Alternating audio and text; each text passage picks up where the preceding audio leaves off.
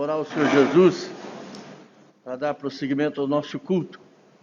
Convidar aqui o pastor Júnior a orar a Deus.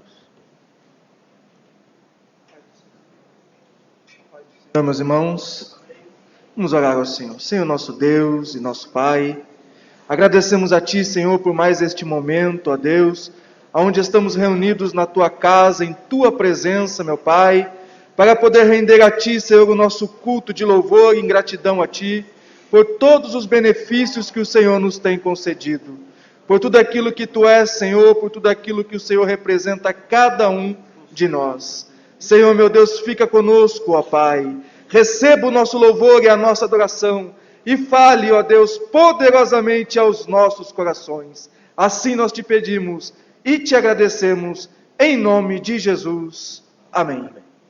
Toma assento, irmãos. Vamos iniciar nossos louvores com o hino 207 da nossa harpa cristã. As irmãs que nos ajudam cantando, vêm aqui para estarem louvando ao Senhor.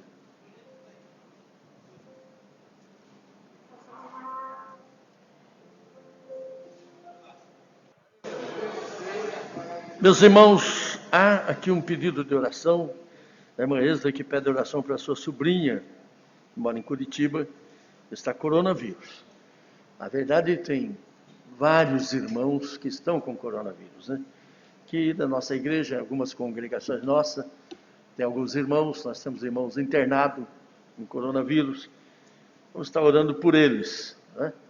Para que Deus possa fazer com que eles passem por essa dificuldade toda e volte com saúde a adorar o Senhor Jesus. Um pouco instante, o meu irmão pediu que a gente orasse para parentes meus, são primos, que a família toda está coronavírus, a família toda está internada. Mas vamos pedir a Deus que Deus coloque as mãos. O Eterno, o Todo-Poderoso pode nos guardar.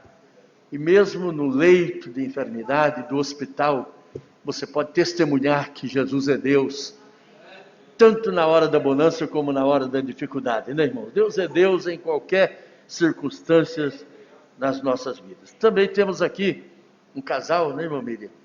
Esse casal, fique em pé o casal, eles casaram-se no civil, e nessa pandemia até casamento está sendo difícil fazer, porque você não pode ter aglomeração de pessoas, e eles casaram no civil e vieram aqui para pedir as orações para a vida conjugal.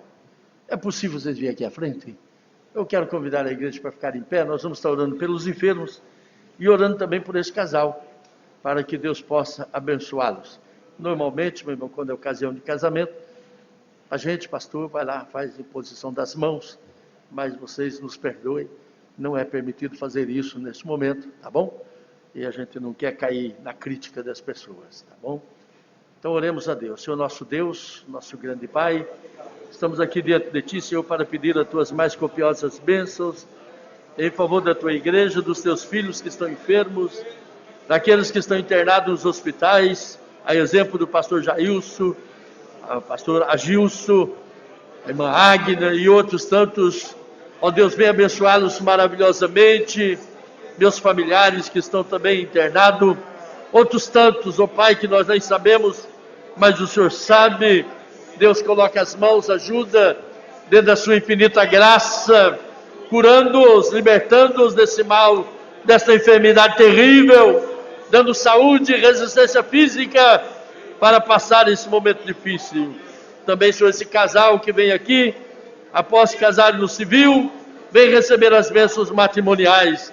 Coloca as tuas mãos sobre a vida dos mesmos, e ajuda, Senhor, para que eles possam prosperar, ter uma vida próspera, vida espiritual, vida física, vida social, vida conjugal, próspera na sua presença, pois isso é o que nós te pedimos. Amém e amém. Toma assento, meus queridos. Nós já estaremos agora lendo a palavra. Vamos ler a palavra do Senhor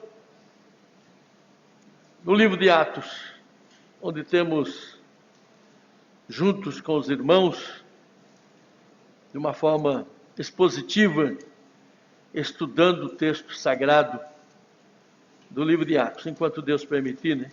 Se Deus mudar de direção, Ele é o dono da palavra, é o orientador dos nossos cultos. Não é isto? Quem orienta é o Espírito Santo, é Ele que tem a batuta nas mãos, é Ele que diz o que é que nós precisamos falar, fazer, realizar na obra do Senhor.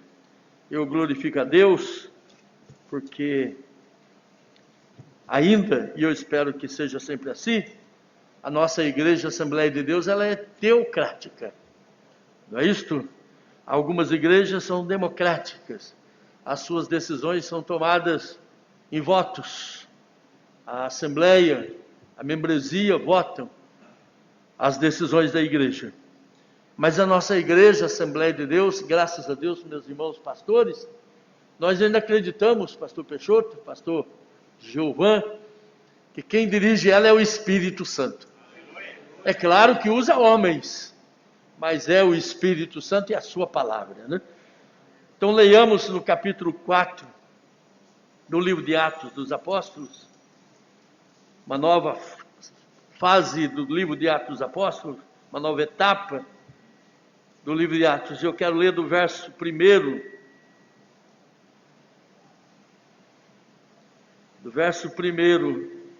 até o verso 4, somente 4 versículos, para iniciarmos este capítulo tão importante. E, estando eles falando ao povo, sobrevieram os sacerdotes e o capitão do templo e os saduceus, doendo-se muito de que ensinasse o povo e anunciasse em Jesus a ressurreição dos mortos. E lançaram mão deles e os encerraram na prisão até o dia seguinte, pois era já tarde. Muitos, porém, dos que ouviram a palavra, creram, e chegou o número desses homens a quase 5.000. Amém. Pois bem, esse texto do capítulo 4, a seguir do livro de Atos dos Apóstolos, eu até disse aqui que há uma mudança no cenário aqui do livro de Atos dos Apóstolos. O porquê? Porque aqui inicia a perseguição dos cristãos. Até então, a perseguição que os cristãos estavam sofrendo, ou sofreram, era em função de Cristo. Eles queriam matar a Cristo e os cristãos sofriam juntos a perseguição com Cristo. Agora aqui a perseguição ela é específica, ela é direta aos seus discípulos, aos discípulos de Jesus. Me lembro agora que quando Jesus falara da sua morte, ele disse: se o madeiro verde estão fazendo isto, imagina o que farão ao seco. Não é isto? Se a mim eles estão perseguindo assim, imagina o que fará os meus discípulos. Observe bem, irmãos, que a igreja do Senhor Jesus Cristo, ela tem que estar preparada para sofrer perseguições. Essa ideia equivocada que a igreja viverá aqui na terra momentos que nós chamaríamos de mar de rosas, somente de felicidade, é uma ideia equivocada. A igreja, ela foi chamada para sofrer perseguições. A vitória da igreja não é aqui, é na eternidade, com o nosso Senhor Jesus Cristo. Foi Jesus quem disse, no capítulo 16 do Evangelho de São João, verso 33, tenho-vos dito isto, para que em mim tenhais paz. No mundo tereis aflições. Ele não disse que nós ficaríamos livres. Não. Ele disse que é preciso ter bom ânimo. Diante das lutas, das dificuldades, é ânimo que você tem que ter. Bom ânimo. O que faz um crente vencer as dificuldades não é a ausência da luta, Não é o extermínio da guerra, da luta, mas é o ânimo, a confiança em Cristo Jesus, nosso Senhor. Aleluias. Pedro mais tarde fala sobre isso também, né? Pedro, com bastante experiência, ele fala sobre isso na sua carta. Olha o que ele disse aqui.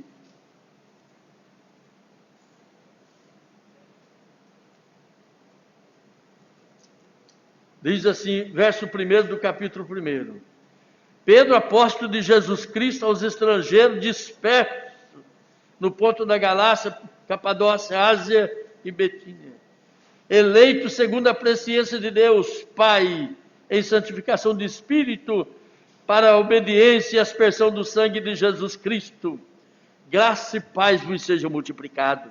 Aí ele diz, bendito seja o Deus e Pai de nosso Senhor Jesus Cristo, que segundo a sua grande misericórdia, nos gerou de novo para uma nova esperança, pela ressurreição de Jesus Cristo, de entre os mortos, e para uma herança incorruptível, guardada nos céus para vós.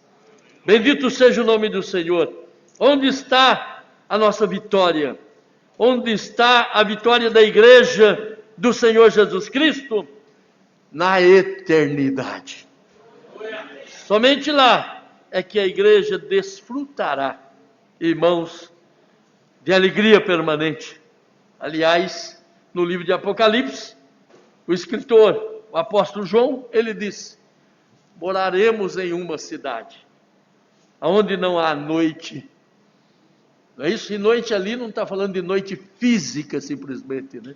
Onde não há noite, onde não há choro, onde não há lágrimas, onde não há sofrimento, onde não há aluguel de casa para pagar. Não é isso, irmãos? Onde não há conta de luz para pagar, onde não há coronavírus, viu, irmãos? Onde não há coronavírus, mas tudo é glória, tudo é alegria, tudo é gozo, tudo é paz no Espírito Santo. Esta é a esperança da igreja de Cristo Jesus. Observe bem, irmãos, que nós aqui passamos já por dois sermões de Pedro. O primeiro sermão de Pedro foi no capítulo 2 do livro de Atos dos Apóstolos. E neste primeiro sermão de Pedro, Pedro confronta o judaísmo, quando ele chama os judeus, vós israelitas, vós judeus israelitas. Ele está falando de toda a nação, como um todo. E ele confronta, no capítulo 2, os judeus, porque os judeus crucificaram a Cristo. Ele vai de frente, não é isso? Ele vai de encontro, ele não vai ao encontro, ele vai de encontro, não é isto? Ao judaísmo, à religiosidade, os religiosos da época, dizendo que eles haviam matado Cristo. É claro que eles não gostaram desse confronto de Pedro. Ninguém gosta de ser confrontado. Ninguém. A gente gosta da mãozinha na cabeça. Ei, irmãos, como é gostoso alguém chegar, passar a mão, né, essa careca bonita sua aí. Como é gostoso a gente ser mimado, né, irmãos? Confrontado não. Mas eu disse aqui, se eu não me engano, na semana passada, ou retrasado, semana passada eu estive aqui, que o evangelho verdadeiro, ele confronta. Amém, meus irmãos? O evangelho verdadeiro, ele confronta. Confronta o pecado, e induz ao ser humano ao arrependimento, à mudança de vida, a mudar de direção. Isso é evangelho. Esse evangelho que fica aí passando melzinho com açúcar, isso aí não é evangelho coisa nenhuma. Então lá no capítulo 2 foi a primeira mensagem de Pedro. Pedro confrontou. Eu penso comigo, concepção minha, uma conjectura minha, que os escribas, os fariseus, os saduceus, os judeus como um todo, Eles ficaram muito bravos com Pedro, ficaram muito bravos com João, ficaram muito bravos com os apóstolos. Eu digo Pedro sempre que o discurso foi feito por Pedro. Por eles ter confrontado, inclusive dito a eles: vocês mataram o Messias, vocês mataram o Filho de Deus, vocês crucificaram, portanto vocês são criminosos. Eles foram acusados de criminosos, mas eles ficaram quietinhos, eles não revidaram. Eles não revidaram por que motivo? Porque o capítulo 2, como nós já estudamos aqui, a mensagem de Pedro fez com que uma multidão se convertesse. 3.000 almas aceitaram Jesus, de sorte que de bom grado foram batizados e agregaram-se à igreja quase 3.000 almas. 3.000 almas aceitaram Jesus. E os judeus, especialmente a liderança religiosa, que quando eu falo liderança religiosa, eu estou falando dos saduceus, que eram os principais líderes do Sinédrio. Eu estou falando dos fariseus, que não eram os principais, mas também tinha pessoas no Sinédrio. Possivelmente os herodianos, essa turma toda. Eles não gostaram da mensagem, mas eles não confrontaram Pedro nem João por causa do povo. Até hoje, a política é assim. Eles fazem uma pesquisa para saber como que eles estão com o povo. Se eles tiverem apoio do povo, eles vão para cima. Se eles não têm apoio do povo, eles abaixam a guarda. Não é assim que eles fazem? Toda a vida foi assim. Toda a vida. A gente quer saber quem está com a gente. Eles tentaram matar Jesus, crucificar Jesus por algumas vezes, não conseguiram por causa do povo. Eles tinham medo do povo. Por isso, irmãos, que é bom a igreja estar juntas. O que impacta a sociedade é a presença da igreja. Os desigrejados, eles dizem que você não precisa estar aqui, você pode ser crente lá na sua casa, você não precisa da igreja. O que impacta o inferno não é um crente isolado, mas é a presença do povo. Vou citar um exemplo claro aqui do mundo da natureza. Vocês já viram o leão, que é o rei dos predadores, pegar um filhote do búfalo, ou então o búfalo, que está no meio da manada? Eles têm medo do povo. Mas quando o bichinho sai lá, se deserta, pode ser um búfalo forte do jeito que for, vai cair nas garras do leão. O leão aqui representa o inimigo das nossas almas. A Bíblia diz que ele está ao derredor, rugindo como leão, procurando a quem possa tragar. E por que ele não traga? Porque o povo está junto. A igreja está junto. A própria palavra igreja, eclésia, significa isso. Um povo tirado para fora. Mas é um povo. Crente sozinho não é igreja. Crente sozinho é membro. Igreja é o coletivo. Igreja é o grupo. Um povo tirado para fora. Então eles ficaram com medo. Afinal de contas, 3.000 pessoas aceitar Jesus, crer, não é uma coisa tão simples. Não é isso? Medo do povo. Se vocês olharem lá no livro aqui mesmo no capítulo 4 do livro de Atos, verso de número 21, olha como diz o texto. Mas eles ainda os ameaçavam mais, e não achando motivo para os castigar, deixaram-nos ir. Por causa de quê? Por causa do quê? Oh, desegrejado, você não tem o povo. Você está sozinho, meu amigo. Viu? Coitados dos desigrejados, eles estão sozinhos. Mas a igreja, que é o corpo de Cristo, está junto. Os membros estão juntos. Quando um braço sofre, o outro ajuda. Quando uma perna sofre, a outra ajuda. É um auxiliando o outro. Estejamos juntos. Lá no livro de Lucas, quer ver que não está escrito, somente esses 2 versículos, para ganharmos tempo. Capítulo 20, do livro de Lucas, versos 6 a 8.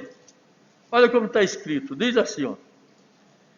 E disseram, aliás, e se dissermos dos homens, todo o povo nos apedreja. O texto sagrado está falando que os religiosos da época, os sacerdotes, os escribas, perguntaram para Jesus com que autoridade ele fazia o que ele fazia. E Jesus disse: eu respondo para vocês, se vocês me dissessem se o batismo de João é do céu ou é da terra.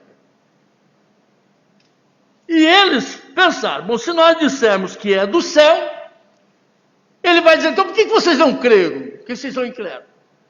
Se nós dissermos que é da terra, o povo vai ficar contra nós, que o povo creu. Esse cara com medo do povo. A igreja precisa estar junto. Repete comigo, irmãos. A igreja precisa estar juntas. Amém, meus irmãos? Nós precisamos estar juntos. Não vai nessa conversinha dos desigrejados. Viu? Eles ficaram com medo do povo. Olha o verso de número 19. Diz assim, ó. E os principais dos sacerdotes e dos escribas procuravam lançar mão dele naquele mesma hora. Mas temeram quem? O povo. O povinho abençoado. Se nós soubéssemos quanto é importante a igreja estar junto, irmão. Por isso que eu fico preocupado com aqueles crentes que vêm no culto na igreja uma vez por ano. Ele vive andando por aí. É presa fácil. Mas quem está junto, o diabo não vai pegar, não. O inimigo não vai pegar, é o povo. Mas voltemos aqui para o texto que nós estamos lendo. Atos capítulo 4. Falei que Pedro pregou a primeira mensagem no capítulo 2. A segunda mensagem de Pedro foi no capítulo 3. Quando ele confronta novamente os escribas e os fariseus, usando o mesmo conteúdo, a mesma mensagem que ele pregou no capítulo 2. Vocês crucificaram o Filho de Deus. Vocês mataram, mas o Senhor o ressuscitou no primeiro dia. Irmãos, não está escrito, sou eu quem vou conjecturar. No mínimo eles pensaram: se nós não calar a boca desses homens, nós estamos perdidos. Se nós não calar a boca desses discípulos de Jesus, nós estamos perdidos. Nós estamos perdidos. Onde vai parar esses homens? Irmãos, é exatamente isto que uma grande parte das nossas autoridades políticas e outros tantos, judiciais, querem fazer: calar minha boca, calar sua boca. Me informaram que há projetos lá no Senado brasileiro, na Câmara dos Deputados, no Legislativo, com o propósito de fazer com que a igreja não possa pregar mais. Nem nos cultos eu não possa pregar mais. Nas ruas, então, jamais. Vocês que estão acompanhando as reportagens aí, estão vendo o que está acontecendo na China hoje. Vimos? Igrejas evangélicas estão sendo destruídas, determinação do governo, não pode falar mais no nome desse Jesus. Na placa da igreja, ao invés de ter a placa lá da sua igreja, no nome de Jesus, você tem que ter o nome lá do ídolo deles, da crença deles. Eles querem calar a nossa boca, irmãos. Mas, irmãos, eu te convoco nesta noite em nome de Jesus, nem que isso te custe caro. Nem que isso te custe caro. Não cale a tua boca, abre a tua boca e continua dizendo: Jesus, Jesus é o Senhor para todos sempre. Nós vamos ler isso hoje, não vai dar tempo, pastor, mas nós vamos ler isso depois lá na frente, quando Pedro disse: vê se convém obedecer a vocês antes a Deus, obedeçamos a Deus e não os homens. Não cale a sua boca. Já há uma influência muito grande nas nossas igrejas evangélicas, até que para nos nossos cultos não tenha mais nem glória a Deus. Entrou um espírito no meio evangélico, viu, irmãos? Que você não precisa, no culto, glorificar a Deus. Você pode fechar a boca e ficar quietinho, só escutando. É um defunto dentro da igreja. Eu te convido, meu irmão, eu sou pentecostal. Ainda o fogo arde no meu coração. Abra tua boca e glorifiques o nome do Senhor. Não te cales.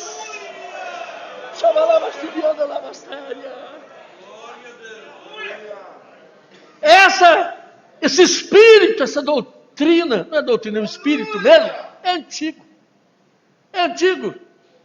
Porque quando Jesus, na semana da crucificação, que ele monta no jumentinho e entra na cidade de Jerusalém, e os discípulos, a multidão que cria em Jesus, eles começaram a gritar, inclusive as crianças: Hosana, o que vem das alturas. Bendito é aquele que vem em nome do Senhor. Hosana, Hosana. Os religiosos, irmãos, foram os religiosos, esquimas de fariseu. Irmão, não leve a mal comigo, dá uma olhadinha para o seu irmão de longe mesmo, porque você não pode chegar muito perto. Diz assim: deixa de ser fariseu, meu irmão. Deixa de ser fariseu, meu irmão. Viu? Chegaram para Jesus e disse: os teus discípulos incomodam, manda que esse povo se cale. Jesus disse: se eles se calarem, as pedras clamarão. Não cale, irmão, não feche a tua boca.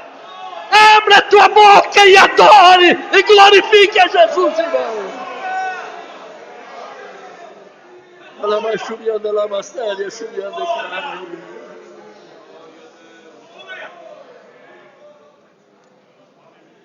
Tem até aqueles que dizem assim: eu não gosto de ir na igreja por causa do barulho. Vai no velório. Fica lá, morando lá perto do velório, todo mundo que morrer, você vai lá. Mas mesmo no velório, hoje mudou. No velório hoje canta, sorri, canta piada, conta piada. O velório hoje não é mais igual antigamente, não. Hoje no velório já se faz barulho também. Viu? Aqui na casa de Deus, na Assembleia de Deus, tem vida. Os crentes são vivos. E quem é vivo dá sinal de vida. Aleluia. Então, o segundo sermão de Pedro confronta novamente. E o que ocorre? Se vocês olharem Pedro no capítulo de número 20, verso 26 do capítulo 3, que terminamos na semana retrasada, ele diz assim: ressuscitando Deus o seu Filho Jesus, primeiro enviou a vós, para que nisso vos abençoaste, e vós desviaste a cada um das vossas maldades. Primeiro enviou a eles, para que eles se desviassem das vossas maldades. Bom, aí os saduceus, o capitão do templo, os sacerdotes, disseram: não basta nesses homens. Vamos fechar a boca deles. Vocês podem observar que o texto diz assim, presta atenção nesses detalhezinhos do texto. Olha como está escrito. Diz assim, ó. E estando eles quem? Pedro e João falando. E estando eles falando ao povo, sobrevieram os sacerdotes. Esse texto aqui, sobrevieram, indica que eles vieram de maneira brusca, prepotentes, arrogantes, viu, irmãos? Sobrevieram os sacerdotes. E o capitão do templo e os saduceus. Estando eles ainda falando, interromperam o discurso de Pedro e João. O texto diz, estando eles ainda falando, olha o verbo. É como se eu estivesse pregando aqui agora e levantasse alguém e interrompesse. Já aconteceu isso muitas vezes, já vi muitos cultos nossos, que o pastor está pregando, o pregador está pregando, levanta um atrevido e interrompe. Não respeita a palavra, não respeita o espírito que está usando o pregador. Isso aconteceu com eles, estando eles ainda falando ao povo, sobrevieram os sacerdotes e o capitão do templo e os saduceus. 3 categorias de pessoas que vieram aqui. É claro que o capitão aqui também era sacerdote. Os sacerdotes. Observe bem. Os sacerdotes aqui eram os turnos, eram levitas, que foi estabelecido turnos de serviçais na igreja, que eram os guardiões do templo, desde lá do livro de Crônicas, 1 Crônicas, no capítulo de número 24, vocês vão ver isso. Desde lá. Foi Davi quem estabeleceu os turnos, 24 turnos de sacerdote. Ele fez o censo dos sacerdotes e estabeleceu 24 turnos. E cada turno daquele exercia um trabalho no templo, ou seja, como que diz quando a pessoa fica presente, me ajuda aí, fugiu a palavra, plantão. Cada turno daqui eu fiz um plantão. No entanto, vocês vão ver lá no caso de Simeão, a Bíblia diz, e era o dia de Simeão ir ao templo. Zacarias a mesma coisa, porque cada dia ou cada semana, um grupo de sacerdotes exercia a sua função no templo. A passagem do bom samaritano, a parábola do bom samaritano diz que o sacerdote descia do templo, e o levita também, cumpriu o seu trabalho, está voltando do templo. Era outro turno, era 24 turnos, que guardava o templo de Jerusalém, vigiava, punha em ordem as coisas para que não acontecesse nenhuma desordem no templo. Esse era o grupo de sacerdotes. O capitão era também um sacerdote, chefe deles, era o comandante deles, era o guardião do turno que ele era responsável. E quem eram os saduceus? Os saduceus eram um grupo religioso, mas era um grupo religioso que pertencia à elite de Israel. Eles pertenciam à classe da nobreza, da aristocracia de Israel. Na grande maioria dos saduceus eram pessoas de classe média para rica, eram pessoas ricas. Contrário dos fariseus, eram pessoas pobres. A maioria dos fariseus vinha de povos pobres, humildes. A maioria dos saduceus, ou dos sacerdotes, inclusive do sinédrio, pertencia ao grupo chamado grupo dos saduceus. Bom, observe bem. Onde é que o coxo entrou com Pedro e João, saltando e glorificando a Deus?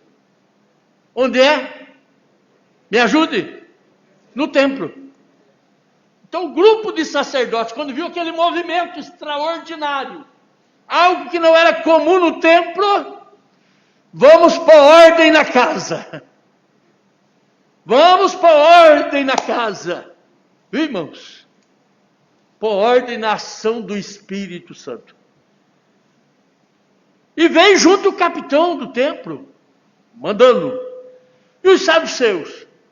Era o grupo que pertencia ao sinédrio, a maioria dos 70 do sinédrio pertencia à classe dos saduceus, eram ricos, eram mandatários, eram aqueles que impunham pela capacidade intelectual e econômica. Eles viviam sempre numa guerra política e religiosa com os fariseus. E os saduceus tinham um problema sério. Eles não acreditavam na existência da alma depois da morte. Aliás, nem cria muito em alma. Eles não acreditavam em ressurreição. Eles não acreditavam em vida eterna. Eles não acreditavam em anjos. Para os saduceus, a vida é isso aqui.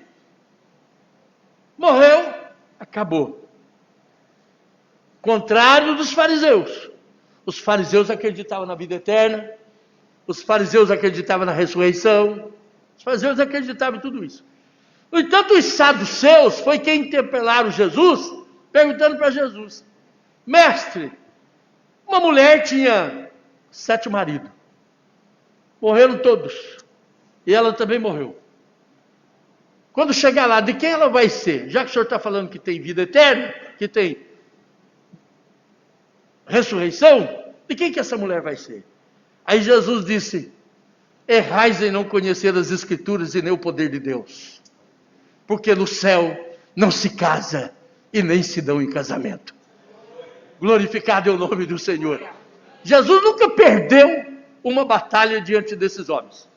Nunca. Mas, irmãos, a crença, a doutrina, a ideologia dos saduceus estava sendo minadas. Estava minando. Olha aí como que diz o texto no livro de Atos. Olha aí. Diz assim, ó: doendo-se muito de que ensinasse o povo. Doendo-se. Essa palavra doendo-se é ficar exasperados, é ficar atormentados, é ficar indignados. Eles ficaram indignados, Giovana, sabe por quê? Porque um pescador, porque um semi-analfabeto, porque um caipira, que o camarada do interior estava pregando, ensinando o povo. Como que esses caipiras, analfabetos, pescadores, entram no templo e ensinam o povo? Que autoridades eles têm para isso? A gente até vivencia mais ou menos esse clima no mundo que nós estamos vivendo hoje. Existem algumas religiões por aí, igrejas, que não vou dizer o nome aqui, que eles dizem o seguinte: os assembleanos, basta o camarada saber falar um pouquinho, ser um pouquinho inteligente para se expressar, que eles logo separam para pastor e colocam para dirigir um povo. Aí diz assim: nós não, nós somos diferentes. O camarada tem que passar por uma faculdade, formar em teologia, estudar o grego, o hebraico, o aramaico. Não é isso? Depois vai ser um seminarista. Depois de seminarista é que ele vai ter condições de dirigir uma igreja. Ele gasta 10 anos na faculdade, mais uns 10 de seminarista. Quando ele chegar na igreja, para pastorear a igreja, ele está na hora de jubilar. É um bagaço. Então eles criticam o assembleano.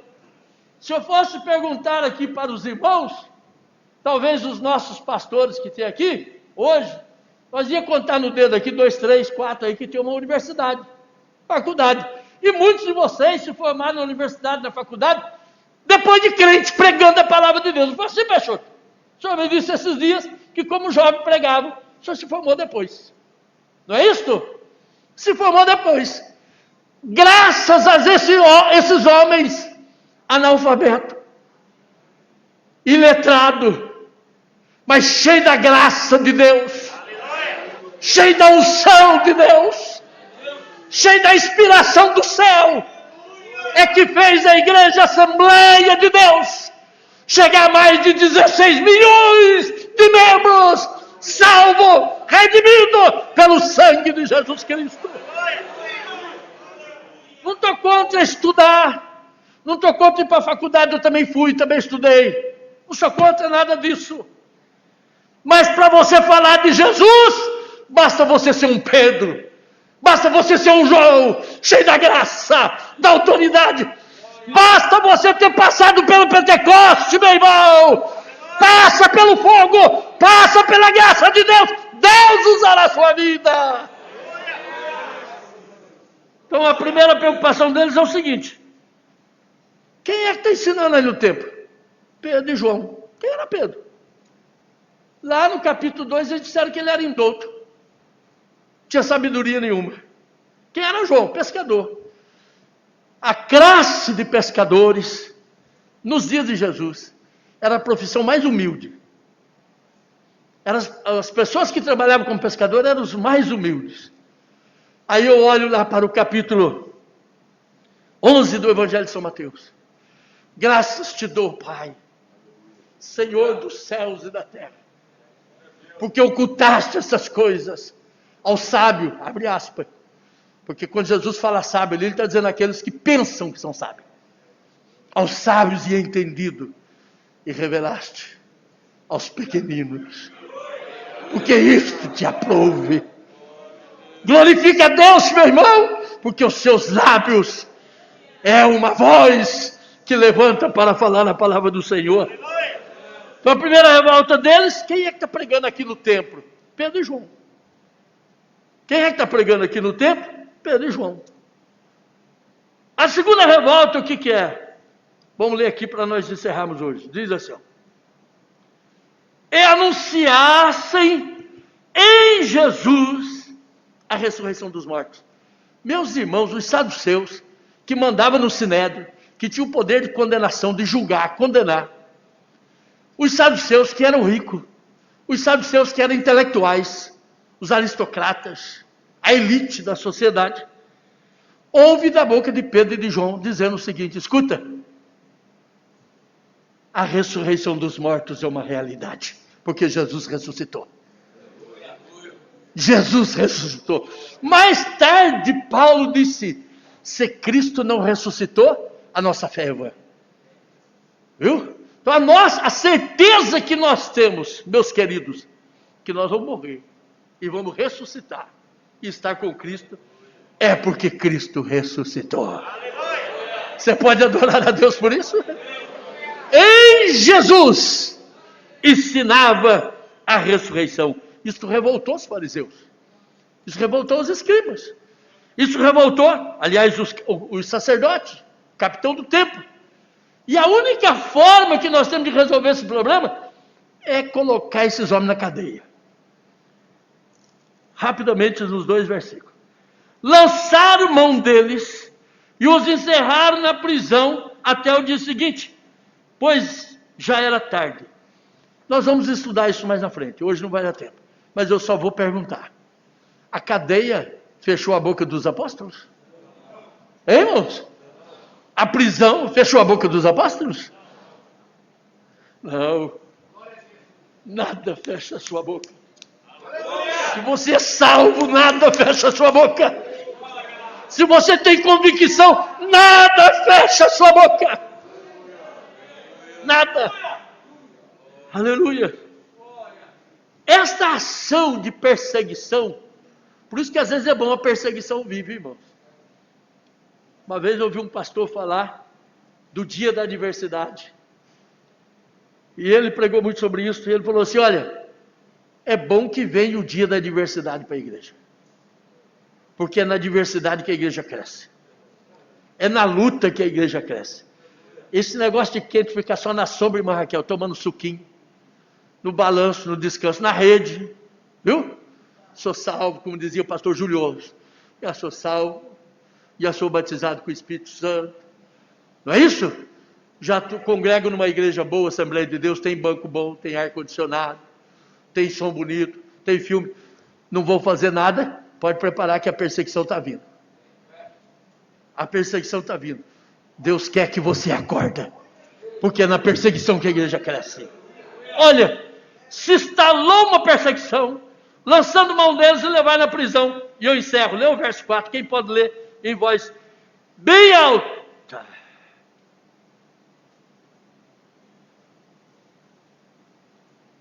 Oh, ninguém está vendo o verso 4, capítulo. O que está acontecendo com vocês, irmãos?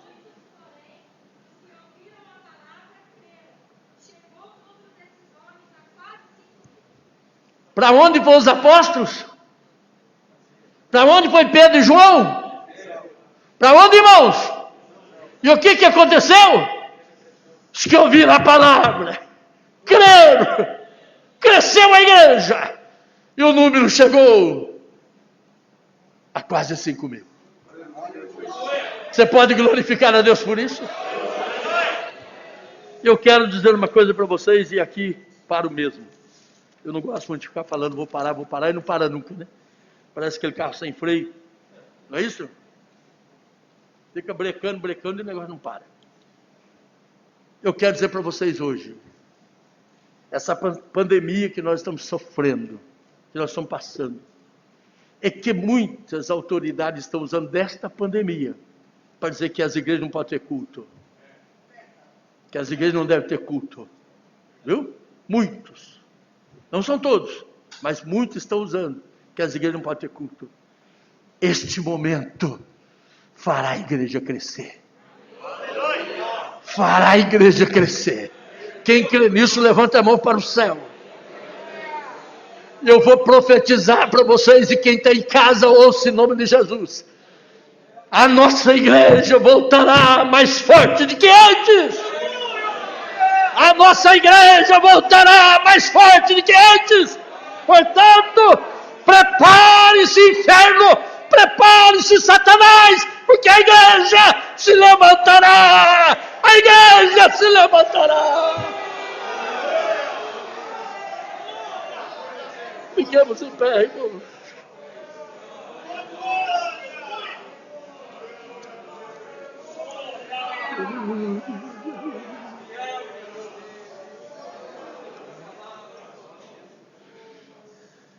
Aleluia. Aleluia, eu creio nisso, irmãos. Houve alguém aí que eu penso que nem é crente, viu, irmãos? Viu, Eliel, viu, Marcos? Fizeram uma pesquisa, não sei que pesquisa é essa, e disseram que 30% dos crentes não voltarão mais nas igrejas. Eu não acredito nisto. Eu não acredito nisto. Quem é crente vai voltar.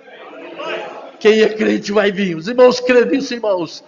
Quem é crente, não é máscara, não é álcool na mão, não é teste na cabeça lá quando você entra, não é distanciamento que nos afastará da presença dEle, da presença dEle. Continuemos firmes, servindo ao Senhor. Que Deus abençoe. Jéssica.